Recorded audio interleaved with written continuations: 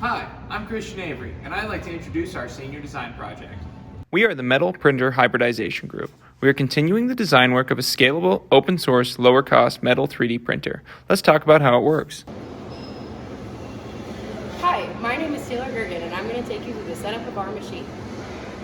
Our printer is a gas metal arc welder and an end mill mounted to a gantry-style structure. This structure moves with a stepper motor motion. The welding extruder head extrudes material layer by layer onto the print bed.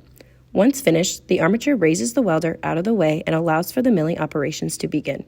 The mill is used to create desired tolerances and surface finishes. Let's discuss how we create the tool pathing for our welder and our mill. Hi, I'm Jack Koester. And I'm Vincent Massoni. We use a custom cure profile to render G-code from a computer model of the desired part. Then, a custom injector tool is used to inject more code, which tailors the G-code to run on our printer. Once the printer has completed running the G-code commands, a final part will have been produced and ready to take off the print bed.